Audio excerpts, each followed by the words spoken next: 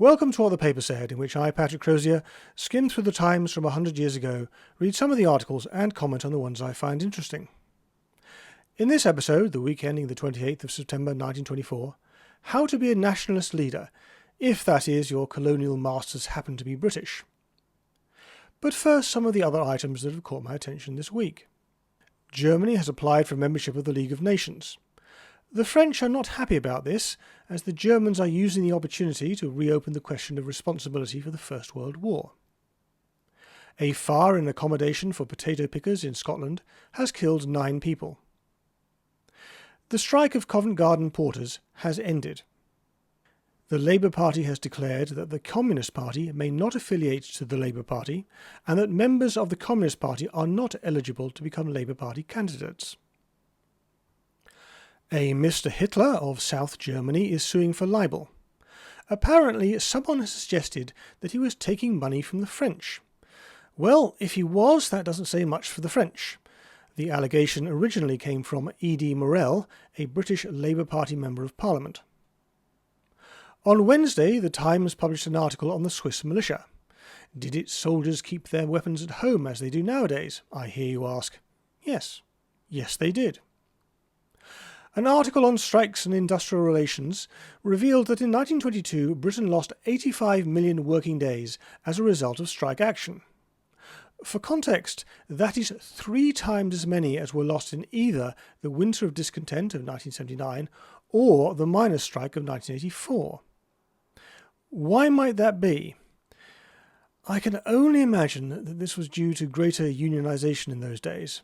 For instance, earlier on this year there was a building strike. I have never heard of such a thing in my lifetime. Here's a question. Which party controls London County Council? Well, if you said Labour, you would be wrong. As you would be if you said Conservative, Liberal, Green or Natural Law or no overall control. The current rulers are the Municipal Reform Party, and so far they have managed to reduce the rates, the local government tax in those days, by almost a quarter. I think it is worth adding that in those days only ratepayers could vote in council elections. That is not the case in national elections where all men over the age of 21 can vote, as can women over the age of 30 with a property qualification. In other words, if you voted for a spendthrift council in the 1920s, you would be the one paying for it. Herbert Asquith, Liberal leader, as the Times describes him, has come out against the Russian treaty, or at least the loan part. Winston Churchill has been adopted as the Unionist, i.e. Conservative candidate for Epping. He's had a bad run recently, losing at Dundee, Leicester West and Westminster Abbey. Spoiler alert, he's going to win this one, and hang on to it. On Friday, the Times reported on a speech, a highly optimistic speech, by a Lieutenant Colonel O'Brien, Chief Electrical Engineer of the London, Midland and Scottish Railway, the biggest of the Big Four, on the economics of mainline electrification.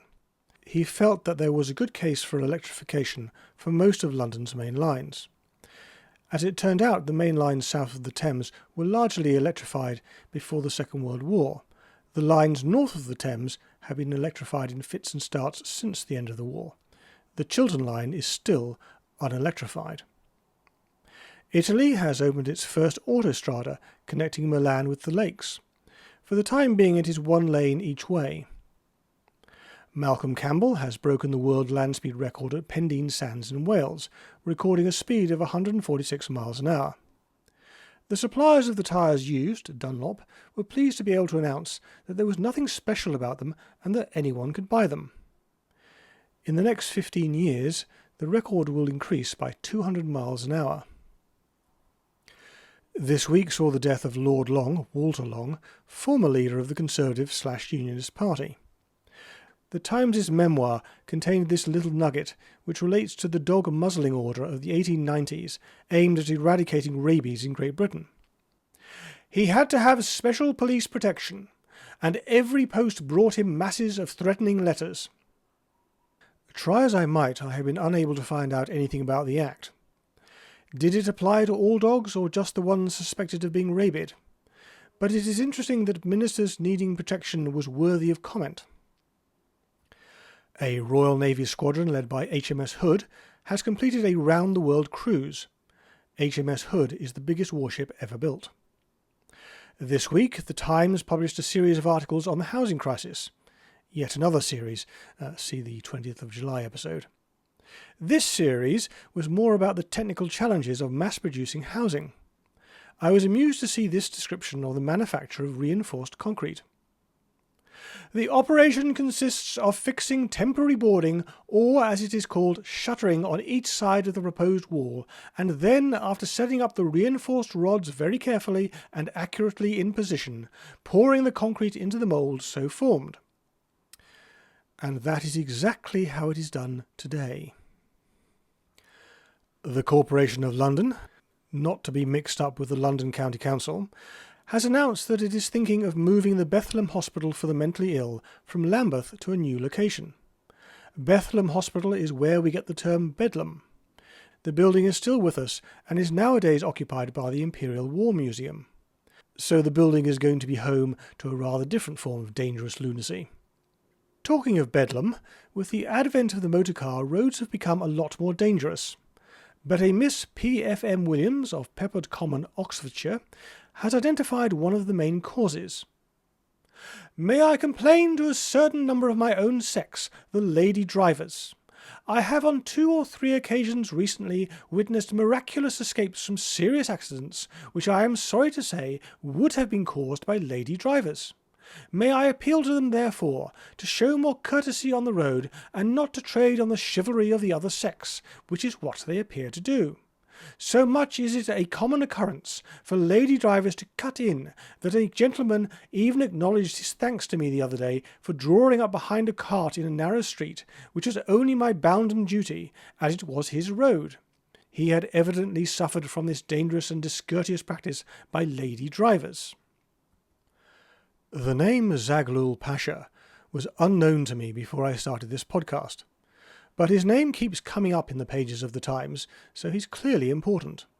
This week he's in London, and The Times has usefully published a profile which I will quote from in due course. But first a bit of scene setting, or at least my best efforts so to do. Zaghlul is Prime Minister of Egypt. That in itself is a surprising statement. I thought Egypt was part of the British Empire. Well, sort of. If not a formal part, then the nearest thing. And here is a native Prime Minister. That doesn't seem to fit. Or at least it doesn't fit the image of a rapacious British Empire oppressing native peoples and stealing their stuff wherever it should find them. The Times is rather vague on Zaghlul's powers, but given that the British government has seen fit to roll out the red carpet for him, he would appear to be important. Saad Pasha Zaghlul, the Prime Minister of Egypt, who arrives in London today in order to enter upon negotiations with the British government about the questions still outstanding between Great Britain and his country, has in every respect had a remarkable career. The article goes on to talk about his upbringing and early rebellious activities. Saad Pasha turned his attention to the law. He practised for many years at the native bar, where his eloquence and intelligence soon brought him to the front, and in 1893 he became Councillor of the Native Court of Appeal. If I were attempting to keep subject peoples in their place, I'm not sure this is the way I would go about it. 10 years later, we're talking 1906 here, at the suggestion of Lord Cromer, who, as he said in his farewell speech, had marked Saad Pasha down as a man who would be heard of in the near future, he was appointed Minister of Education, and in 1910 he became Minister of Justice, in which capacity it fell to him to plead before the General Assembly the case for the extension of the concession held by the Suez Canal Company, which that body rejected with but one dissentient voice. Lord Cromer, by the way, was the dominant figure in Egyptian politics at the turn of the century. Zaghlul was then forced to resign after disagreement with the Khedive. Yes, that's another office in the already complicated world of Egyptian politics. Saad Pasha did not long remain inactive, however, and when in 1913 the Legislative Assembly was created, he stood for election. So great was the influence he already at that date enjoyed with the people that he was returned for no less than 3 constituencies, and was elected by the Assembly as one of its vice-presidents. During the war, nothing was heard of him. Oh yeah. But when, towards the armistice, plans for the political advancement of Egypt were developed by Rushdie Pasha, the Prime Minister, and his friends, the choice of a spokesman fell upon Saad Pasha Zaghlul, who readily accepted the charge. Shortly after the armistice, he, in the company of Mohammed Pasha Sharawi and Abdel Aziz Bey Fahmy, called on Sir Reginald Wingate, the then High Commissioner, and submitted to him a formal demand for the abolition of the Protectorate and the recognition of the independence of Egypt, and applied for permission for himself and certain other Egyptians to go to England to lay the Egyptian case before the British public. By the way, I can't claim to know who any of these characters are. Permission was refused. That sounds like a mistake.